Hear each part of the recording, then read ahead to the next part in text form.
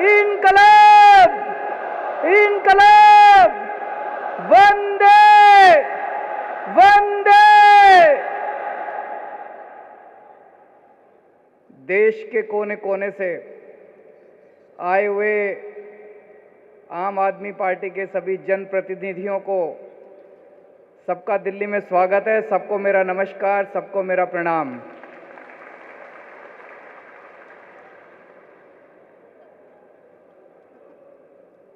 दस साल पहले जब पार्टी बनी थी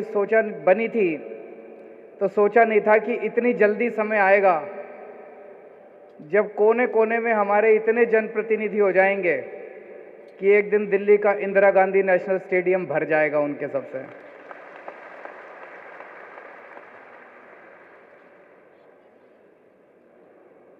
छब्बीस नवंबर 1949 को देश की कॉन्स्टिट्यूएंट असेंबली ने देश के संविधान को एडॉप्ट किया था।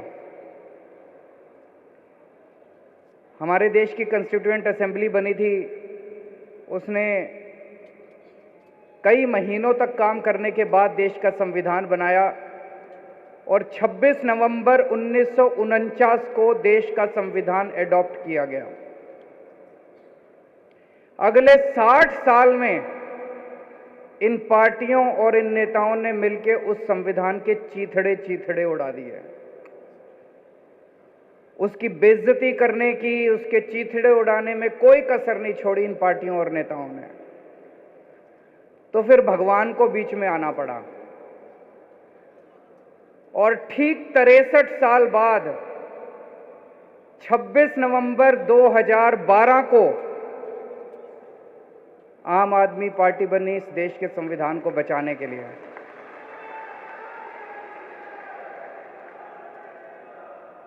ये कोई संयोग नहीं है कि 26 नवंबर को ही देश का संविधान बना और 26 नवंबर को ही आम आदमी पार्टी बनी। भगवान ने बहुत बड़ी जिम्मेदारी दी है आपके ऊपर, एक एक आम आदमी पार्टी के कार्यकर्ता के ऊपर। आज दिल खुश होता है 20 राज्यों में और यूनियन टेरिटरीज में 1446 जनप्रतिनिधि हैं हमारे। जैसा इन्होंने पंजाब, छत्तीसगढ़, गुजरात, उत्तर प्रदेश, मध्य प्रदेश, जम्मू कश्मीर, हरियाणा, बिहार, दिल्ली, महाराष्ट्र, उड़ीसा, चंडीगढ़, हिमाचल प्रदेश, असम, झारखंड, राजस्थान, तमिलनाडु, उत्तराखंड, कर्नाटक, गोवा, इनमें हमारे एमएलए हैं, एमपी हैं, पंचायत के अंदर हैं, मेयर हैं, डिप्टी मेयर हैं, जिला पंचायत में हैं, ऊपर से लेके नीचे तक, और 2 मुख्यमंत्री हैं।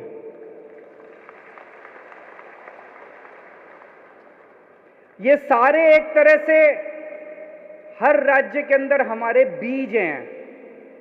हर राज्य के अंदर भगवान ने बीज बो दिए आम आदमी पार्टी के। हर राज्य के अंदर भगवान ने बीज बो दिए इस देश को विकास करने के लिए। अब ये बीज पेड़ बनेंगे। दिल्ली में पेड़ बन गया, दिल्ली में पेड़ बन गया। अब ये पेड़ लोगों को खूब फल दे रहा है, लोगों को ठंडी छांव दे रहा है। पंजाब में भी पेड़ बन गया, पंजाब में भी अब ये पेड़ आम आदमी पार्टी का लोगों को खूब ठंडी हवा दे रहा है, छांव दे रहा है, फल दे रहा है। अब गुजरात में भी पेड़ बनने वाला है। गुजरात के कई सारे बीज आए हुए हैं वहां पे। साल 1.5 साल पहले गुजरात के अंदर 27 बीज भगवान ने बोए थे आम आदमी पार्टी के। अब वो पेड़ बनने वाला है। गुजरात में आम आदमी पार्टी की सरकार बनने वाली है। इतनी तेजी से दुनिया के इतिहास में किसी पार्टी का विकास नहीं हुआ, कोई पार्टी इतनी तेजी से नहीं बढ़ी। 10 साल पुराना एक बच्चा है, सामने इतने बड़े बड़े, कोई 125 साल पुरानी पार्टी है, कोई पता नहीं कितने कितने साल, और 10 साल का छोटा सा बच्चा है। हमने सुना है ना, श्री कृष्ण जी जब बच्चे थे उनको प्यार से, सम्मान से कान्हा कहते थे, कान्हा। अपने बचपन में कान्हा ने कई बड़े बड़े राक्षसों का वध किया था। यह आम आदमी पार्टी भी छोटी सी पार्टी है, ये भी कान्हा की तरह है, अपने सामने बड़े बड़े राक्षसों के वध कर रहे हैं। बड़े बड़े राक्षस, वध का मतलब कोई मर्डर नहीं कर रहे किसी का, भ्रष्टाचार का वध कर रहे हैं, बेरोजगारी का वध कर रहे हैं, महंगाई का वध कर रहे हैं। तो जैसे भगवान श्री कृष्ण ने बचपन में छोटी उम्र में बड़े बड़े राक्षसों का वध किया था, वैसे ही आम आदमी पार्टी भी 10 साल पुरानी पार्टी इतनी बड़ी बड़ी सामने शक्तियों के साथ लड़ रही है। इससे ये पता चलता है कि देश कितना त्रस्त हो चुका है। आम आदमी पार्टी के पास लोग क्यों आ रहे हैं? अगर ये दूसरी पार्टी वाले कुछ काम कर लेते 70-75 साल में, अगर ये दूसरी पार्टी वालों ने देश को भविष्य दे दिया होता, अगर ये दूसरी पार्टी वालों ने लोगों की जिंदगी आसान कर दी होती, हमको लोग लात मार के भगा देते, कह देते भाई हमारे को आपकी जरूरत नहीं है, आम आदमी पार्टी नहीं चाहिए, हम खुश हैं। आज खुले बाहों से पूरा देश आम आदमी पार्टी को गले लगा रहा है। क्यों? क्योंकि लोग इनसे त्रस्त हो चुके हैं। 4 बातें आम आदमी पार्टी की पूरे देश में लोगों को पसंद आ रही है, और ये 4 बातें आम आदमी पार्टी की हैं जो इनके गले नहीं उतर रही। सबसे पहली बात है आम आदमी पार्टी की ईमानदारी। हमारे लोग कट्टर ईमानदार लोग हैं। लोगों को यकीन नहीं होता यार, राजनीति भी ईमानदार हो सकती है क्या? लोगों ने पहली बार देखा है देश के अंदर 75 साल में, अच्छा नेता ईमानदार भी होते हैं, अच्छा पार्टियां ईमानदार भी होती है, पैसे नहीं खाते। पहली बार लोग देख रहे हैं कि ईमानदार राजनीति आ रही है। इसलिए बार बार कहते हैं, पहले कीचड़ फेंकेंगे, फिर कहेंगे अपने आप को ईमानदार कहने वाला अरविंद केजरीवाल। ये भी कहते हैं कि केजरीवाल ईमानदार है। तो एक है ईमानदार राजनीति, इनसे संभल नहीं रही है ईमानदार राजनीति, और देश के लोगों को बड़ी पसंद आ रही है। ये कितना भी कीचड़ फेंके, लोगों को यकीन ही नहीं हो रहा। पूरे देश में सब कहते हैं यार ये तो झूठ बोल रहे हैं। दूसरी चीज है शिक्षा। शिक्षा के ऊपर जो हमने काम किया, आज तक ये नेता, इन्होंने कभी स्कूल की तरफ आंख उठा के नहीं देखी थी, और इनमें से कई नेता तो ऐसे जो बचपन में भी स्कूल नहीं गए थे। अब मुझे बड़ा अच्छा लगा, गुजरात के अंदर इनके एक देश के बहुत बड़े नेता 4 स्कूलों का उद्घाटन करने के लिए दिल्ली से गए थे। स्कूलों की बात करनी पड़ रही है इन लोगों को, इनको अच्छा नहीं लग रहा। इन्होंने कभी जिंदगी में स्कूलों की बात नहीं करी। तीसरी, और लोगों को बड़ी पसंद आ रही है। जनता क्या चाहती है यार? जनता यही तो चाहती है हमारे बच्चों को अच्छी शिक्षा मिल जाए, हमारे बच्चे बड़े होकर कुछ बन जाएं। तीसरी चीज है स्वास्थ्य सेवाएं। पूरे देश के अंदर चर्चा हो रही है आज मोहल्ला क्लिनिक की, दुनिया के अंदर चर्चा हो रही है मोहल्ला क्लिनिक की, दिल्ली के शानदार अस्पतालों की। दिल्ली में सबका इलाज मुफ्त कर दिया। ये भी इनसे, अभी इनके एक और मुख्यमंत्री हैं, पहली बार मैंने उनके मुंह से सुना, मेरे को स्कूल और अस्पताल बड़े अच्छे लगते हैं, मैं जब भी जाता हूं किसी जिले में मैं स्कूल और अस्पताल में जरूर जाता हूं। पहले तो नहीं गए कभी, अब जाना पड़ रहा है तुम लोगों को। और चौथी चीज है फ्रीबी। ये भी भारत की राजनीति में आम आदमी पार्टी ने फ्री भी इंट्रोड्यूस किया है, फ्री की रेवड़ी। ये इनसे ना रेवड़ी खाते बन रही है, ना रेवड़ी उगलते बन रही है। कहते हैं ये 4 चीजें हैं, ईमानदार राजनीति, शिक्षा, स्वास्थ्य, फ्रीबी। कहते हैं फ्रीबी करने से सरकार घाटे में चली जाएगी, जनता को फ्री की सुविधाएं नहीं मिलनी चाहिए। गुजरात पे 3.5 लाख करोड़ रुपए का कर्जा है। गुजरात सरकार ने तो आज तक कुछ भी फ्री नहीं दिया, फिर ये कर्जा कहां से चढ़ गया जी? फिर तो कर्जा नहीं चढ़ना चाहिए था, उन्होंने तो कुछ भी नहीं दिया फ्री में, तो ये कर्जा कहां से चढ़ गया? सारा पैसा लूट के खा गए, इसलिए कर्जा चढ़ गया। कर्जा फ्रीबी से नहीं चढ़ता, कर्जा लूटने से चढ़ता है। पंजाब के ऊपर अभी हमने सरकार संभाली है, 3.5 लाख करोड़ का कर्जा है। पंजाब को तो कुछ नहीं दिया था पिछली सरकारों ने फ्री में, फिर यह कर्जा कहां से चढ़ गया? देश की हर सरकार के ऊपर लाखों करोड़ों का कर्जा है, उन्होंने तो कुछ भी नहीं दिया था फ्री में, फिर यह कर्जा कहां से चढ़ गया? और दिल्ली वालों को सब कुछ फ्री में मिल रहा है, फिर भी कर्जा नहीं है दिल्ली सरकार के ऊपर।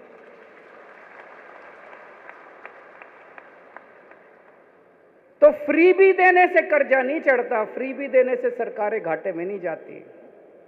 दो किस्म की राजनीति है, एक वो जो सरकारों को लूटते हैं, देश को लूटते हैं, पैसा कमाते हैं, भ्रष्टाचार करते हैं, अपने परिवार के घर भरते हैं, 7-7 पुश्तों तक इन्होंने पैसे कमा रखे हैं, 7 पुश्तें इनकी घर बैठ के खाएंगी। और दूसरी वो राजनीति है जो फ्री में देती है सबको, जनता के भले के लिए, ईमानदार राजनीति है।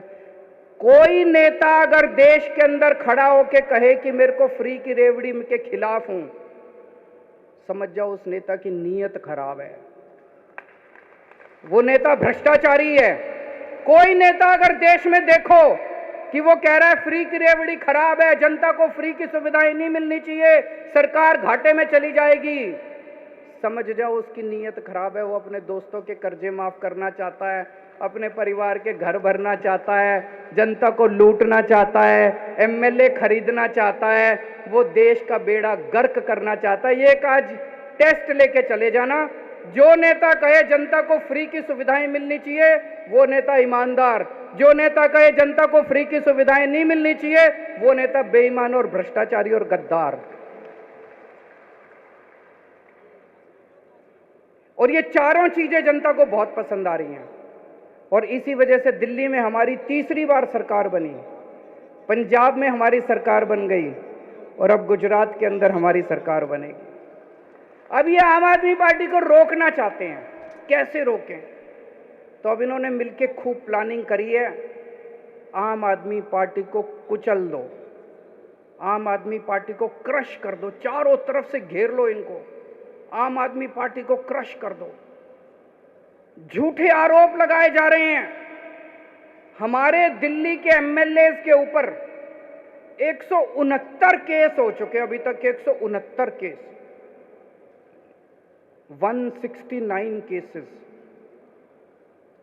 एक केस में भी सजा नहीं हुई, एक में भी। 169 में से 135 केस बाइज्जत बरी हो गए, 34 केस बचे। इससे क्या पता चलता है? ये लड़ाई भ्रष्टाचार के खिलाफ नहीं लड़ रहे, ये आम आदमी पार्टी को कुचलने की साजिश कर रहे हैं। एक केस में तो सजा हो जाती, 169 में से 20, 25, 30 केस में सजा होती, 40 केस में सजा होती, हम सोचते भाई कुछ गड़बड़ है, हमारे एमएलए भ्रष्ट हैं।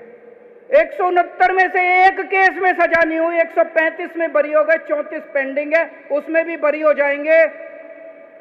इसका मतलब है जो लाल किले के ऊपर खड़े होकर कहते हैं ना मैं भ्रष्टाचार के खिलाफ लड़ रहा हूं, भ्रष्टाचार के खिलाफ नहीं लड़ रहे, आम आदमी पार्टी के खिलाफ लड़ रहे हैं। ये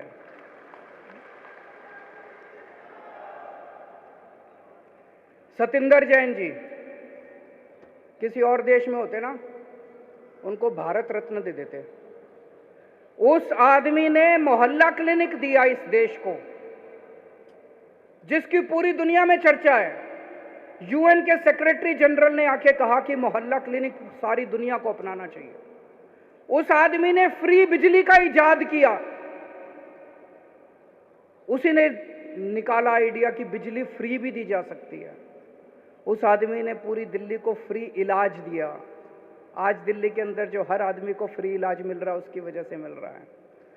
उसको 3 महीने से इन्होंने जेल में डाला हुआ है, और अभी पिछले 3 सुनवाई से जज बार बार पूछ रही है सीबीआई वालों से, ईडी वालों से, भाई कोई सबूत तो दिखा दो, इसका कसूर क्या है? पढ़ा होगा आपने अखबारों में।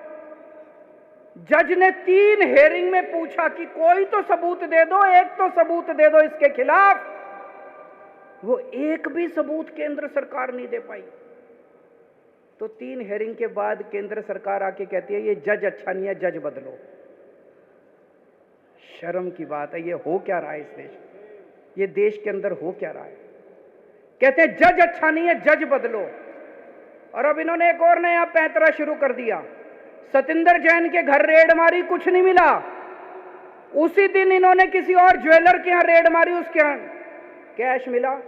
बोले सतिंदर जैन के सहयोगी के यहां कैश मिला। रे काहे का सहयोगी? कोई जान ना पहचान किसी अरे गहरे के यहां रेड मार देते हो। अब कह रहे हैं मनीष के साथ भी यूं ही करेंगे। मनीष के यहां कुछ नहीं मिला इनको। मनीष के घर रेड मारी, बोले 144 करोड़ रुपए खा गया, कोई बोला 1000 करोड़ रुपए खा गया। कपड़े देख लो इसके।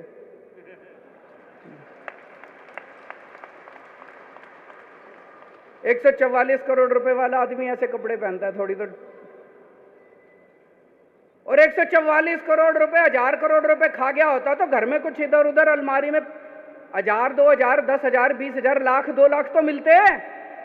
ढेला नहीं मिला इसके घर। फिर इनके गांव गए, मनीष के गांव गए। उन्होंने सोचा इसने जमीन खरीद रखी होगी। सारे गांव में पूछा इन्होंने, सीबीआई, ईडी, केंद्र सरकार ने, कुछ नहीं मिला। फिर इनके लॉकर में गए,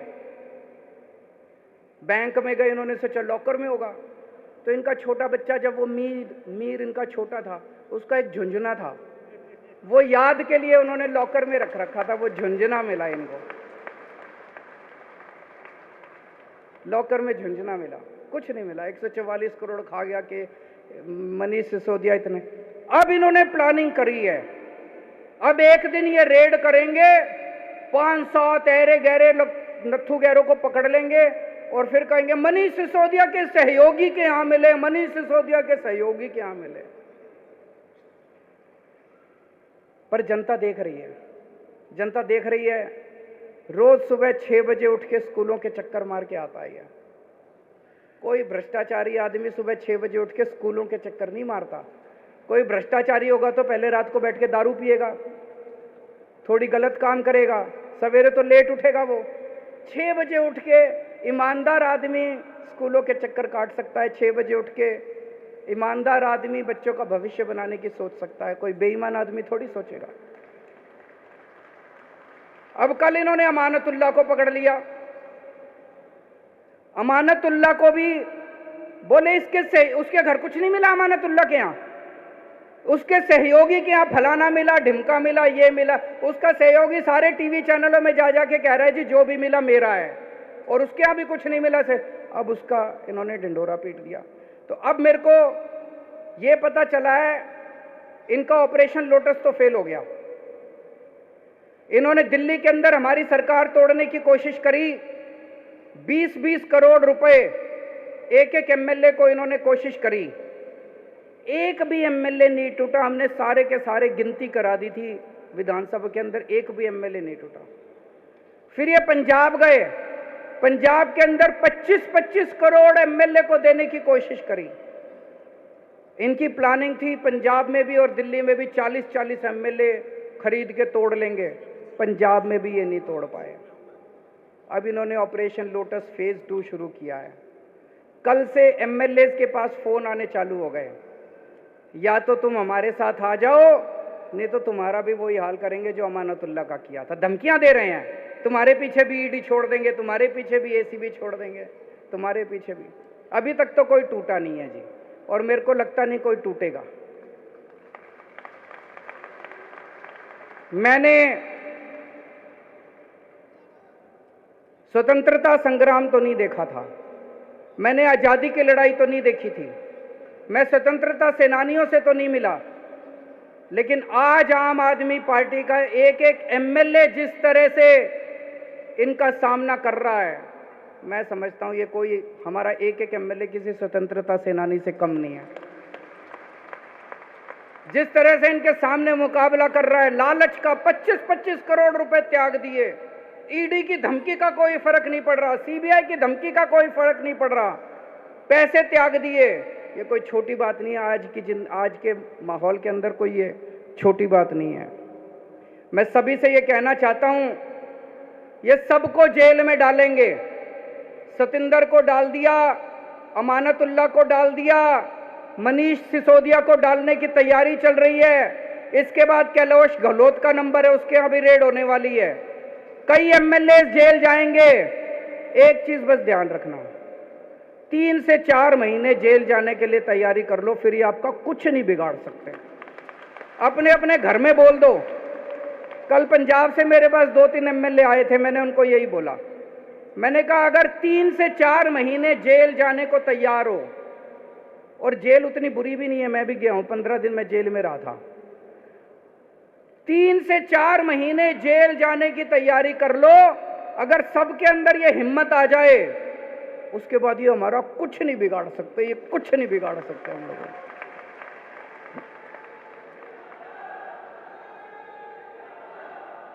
इन्होंने अभी तक पूरे देश में 285 एमएलए खरीदे हैं, 285 एमएलए। कोई कहता है 50 करोड़ दिए, कोई कहता है 40 करोड़, कोई 25 करोड़। कम से कम 7 से 8 हजार करोड़ रुपए इन्होंने एमएलए खरीदने में खर्च कर दिए। 7 से 8 हजार करोड़ कहां से आया इतना पैसा? कहते हैं भ्रष्टाचार हम कर रहे हैं। अरे भ्रष्टाचार तो तुम कर रहे हो, तुम लूट रहे हो जनता को, सारी देश को लूट लिया, लूट लूट के एमएलए खरीदते हो, खुलेआम खरीद रहे हो, और फिर भी तुम्हारी हिम्मत हो जाती है लाल किले पे खड़े होकर कहने की कि मैं भ्रष्टाचार से लड़ रहा हूं। पूरे देश में एमएलए खरीदते फिर रहे हो, करोड़ों रुपए में एमएलए खरीदते फिर रहे हो, और तुम्हारी हिम्मत हो गई कहने में भ्रष्टाचार से लड़ रहा हूं।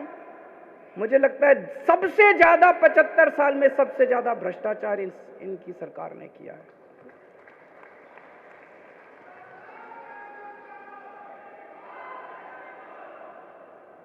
आजकल ये मीडिया को भी खूब धमकियां दे रहे हैं। गुजरात में इन्होंने इतनी धमकी दी, इतनी धमकी दी, किसी भी आम आदमी पार्टी वाले को डिबेट में नहीं बुलाना। शाम को डिबेट होता है, डिबेट में चर्चा होती है कि मनीष सिसोदिया ने भ्रष्टाचार किया कि नहीं किया, और उसमें आम आदमी पार्टी वालों को नहीं बुलाते। कांग्रेस और बीजेपी वाले आपस में बैठ के चर्चा करते हैं। ये कैसे हो सकता है? ऐसे धमकियां दे रखी हैं वहां पे। गुजरात में किसी अखबार में हमारा कुछ नहीं छपता, और फिर भी गुजरात के अंदर बल्ले बल्ले हो रही है, चारों तरफ आम आदमी पार्टी की चर्चा हो रही है। सोशल मीडिया से, सोशल मीडिया से। प्रधानमंत्री के दफ्तर में एक सज्जन काम करते हैं, मीडिया एडवाइजर हैं शायद, हिरेन जोशी जी, मीडिया एडवाइजर है। हिरेन जोशी जी हैं, एक मीडिया एडवाइजर हैं प्रधानमंत्री के। मेरे को कई एडिटर्स दिखा रहे थे, बड़े बड़े चैनलों के, हमारे देश के बड़े बड़े चैनलों के मालिक, उनके एडिटर्स, उनको क्या गंदी गंदी गालियां लिख के भेजते हैं वो। केजरीवाल को दिखाया तो ये कर देंगे, केजरीवाल को दिखाया तो वो कर देंगे, आम आदमी पार्टी को दिखाने की जरूरत नहीं है, आप अपने चैनल का दुरुपयोग कर रहे हो, हम तुम्हारा ये कर देंगे, वो कर देंगे, फलाना कर। क्या धमकियां दे रहे हैं वो? ऐसे देश चलाएंगे? ऐसे धमकियां देंगे? फिर फोन कर करके धमकियां देते हैं। मैं आज यहां से हिरेन जोशी जी को एक ही चीज कहना चाहता हूं, अगर किसी ने आपके स्क्रीनशॉट, जो जो आप इनको मैसेज भेज रहे हो, इन्होंने सोशल मीडिया में डाल दिए, आप भी और प्रधानमंत्री जी शक्ल दिखाने लायक नहीं बचोगे इस देश के अंदर। और ये जो आप धमकियां देते हो ना, कईयों ने रिकॉर्डिंग करके रख रखी है आपकी। अगर किसी दिन किसी ने आपकी रिकॉर्डिंग सोशल मीडिया में डाल दी, शक्ल दिखाने लायक नहीं बचोगे। बंद करो ये गंदगी, बंद करो इस तरह से मीडिया को धमकाना। और अब केवल मीडिया के भरोसे नहीं रहा, देश ने सोशल मीडिया के ऊपर, जनता अब सोशल मीडिया के ऊपर आ गई है। सोशल मीडिया के जरिए ऐसे देश आगे नहीं बढ़ेगा दोस्तों। हम सबको मिलके भारत को दुनिया का नंबर 1 देश बनाना है। बनाना है कि नहीं बनाना है? भारत दुनिया का नंबर 1 देश केवल भाषणबाजी करने से नहीं बनेगा। विदेशों में भाषण करके आ जाओ और कह दो हम विश्व गुरु बन गए, ऐसे विश्व गुरु नहीं बनेगा। एक एक बच्चे को अच्छी शिक्षा देनी पड़ेगी, तब भारत दुनिया का नंबर 1 देश बनेगा। भारत को दुनिया का नंबर 1 देश कोई एक आदमी नहीं बनाएगा। जब इस देश का एक एक बच्चा अच्छी शिक्षा पाएगा, तभी भारत दुनिया का नंबर 1 देश बनेगा। मेहनत करनी पड़ेगी उसके लिए, मेहनत करनी पड़ेगी उसके लिए। अभी प्रधानमंत्री जी ने ऐलान किया कि 14,500 सरकारी स्कूल ठीक करेंगे। बहुत अच्छी बात है, मैंने बधाई दी उनको। पर 5 साल में 14,500 सरकारी स्कूल ठीक करोगे? देश में 10.5 लाख सरकारी स्कूल हैं। सारे स्कूल ठीक करते करते तो 500 साल लग जाएंगे। अब ये देश रुकने को तैयार नहीं है, देश बेचैन है, देश बहुत बेचैन हो रहा है। 5 साल में सारे सरकारी स्कूल ठीक करने हैं। देश मांग कर रहा है कि अगर दिल्ली के सारे सरकारी स्कूल 5 साल में ठीक हो सकते हैं, अगर पंजाब के सारे स्कूल 5 साल में हम ठीक करके दिखाएंगे, तो पूरे देश के सारे सरकारी स्कूल 5 साल के अंदर ठीक हो सकते हैं। पैसा है, पैसा है, पैसे की लूट बंद करो, पैसे की लूट बंद होगी, सारे सरकारी स्कूल ठीक हो जाएंगे। और अगर सारे सरकारी स्कूल ठीक हो गए तो भाई साहब एक एक बच्चा मेरे देश का कोई इंजीनियर बनेगा, कोई वकील बनेगा और अपने घर की गरीबी दूर करेगा। 5 साल के अंदर हम देश की गरीबी दूर कर सकते हैं। दूसरी चीज, अगर अपने को भारत को दुनिया का नंबर 1 देश बनाना है, हमें अपने सारे लोगों के लिए अच्छा और फ्री के इलाज का इंतजाम करना पड़ेगा। खूब अस्पताल बनाने पड़ेंगे, सरकारी अस्पताल अच्छे करने पड़ेंगे, सबके लिए, चाहे अमीर हो चाहे गरीब हो, अच्छे इलाज का इंतजाम करना पड़ेगा। करना पड़ेगा कि नहीं करना पड़ेगा? तीसरी चीज, हर बच्चे के पास रोजगार होना चाहिए। बेरोजगारों की सेना से भारत दुनिया का नंबर 1 देश नहीं बन सकता। हर बच्चा रोजगार के साथ हो, उसकी भी पूरी प्लानिंग हम लोगों ने की हुई है। चौथी चीज, महिलाओं को सुरक्षा मिले और महिलाओं को बराबरी का अधिकार मिलना चाहिए। अगर महिलाएं हमारे साथ कंधे से कंधा मिला के नहीं चलेंगी तो भारत दुनिया का नंबर 1 देश नहीं बन सकता। पांचवी चीज, किसानों को अपनी फसलों का पूरा दाम मिलना शुरू हो जाए। एक बार में पूरे देश का रूरल इंडिया, जितना गांव देहात है, सारा गरीबी दूर हो जाएगी। किसानों को उनकी फसलों के पूरे दाम दो। और छठी चीज, वर्ल्ड क्लास इंफ्रास्ट्रक्चर अपने को तैयार करना पड़ेगा देश के अंदर।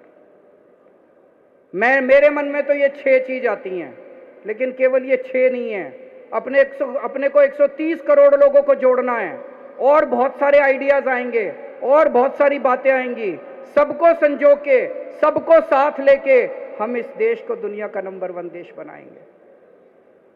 कई लोग मेरे से पूछते हैं कि जी अगले चुनाव में किसके साथ अलायंस करोगे, कौन सी पार्टियों के साथ करोगे, भाजपा के खिलाफ एक यूनाइटेड। भाई साहब, मेरे को ये सब जोड़ तोड़ समझ नहीं आती। एक ही चीज समझ आती है, जिस दिन इस देश के 130 करोड़ लोगों का अलायंस बन गया, हमें दुनिया का नंबर 1 देश बनने से कोई नहीं रोक सकता। आज से 75 साल पहले इस देश के लोग इकट्ठे हुए थे और हमने अंग्रेजों को उठा के बाहर फेंक दिया था। एक बार फिर सारे जने इकट्ठे हो जाओ, फिर से हम इस देश को दुनिया का नंबर 1 देश बना देंगे। हमें लोगों को जोड़ना है। आज जब आप सब लोग यहां से जाओगे, ये 6 बातें हर एक आदमी को बतानी है। सबको, जनता को इस मिशन के साथ जोड़ना है, मेक इंडिया नंबर 1 मिशन। और इससे जुड़ने का एक फोन नंबर है, सारे जने नोट कर लो, 951000, 2 बार 1000, 951000, इस पे मिस्ड कॉल मारो और आप हमारे साथ इस मिशन के साथ जुड़ जाते हैं। तो आप भी जुड़ो और ज्यादा से ज्यादा लोगों को में इसका प्रचार करो, ज्यादा से ज्यादा लोगों को इसके साथ जोड़ने की कोशिश करो। देश के अंदर इन लोगों ने माहौल बहुत ज्यादा खराब कर दिया है। चारों तरफ लड़ाई झगड़ा, गुंडागर्दी, इस तरह से देश आगे नहीं बढ़ सकता। अपने को देश के अंदर शांति स्थापित करनी है। जब चारों तरफ शांति होगी, सुख शांति होगी, भाईचारा होगा, प्रेम होगा, तभी किसान आगे बढ़ेगा, तभी मजदूर आगे बढ़ेगा, तभी स्कूल आगे बढ़ेंगे, तभी शिक्षा आगे बढ़ेगी, तभी स्वास्थ्य आगे बढ़ेगा। भारत माता की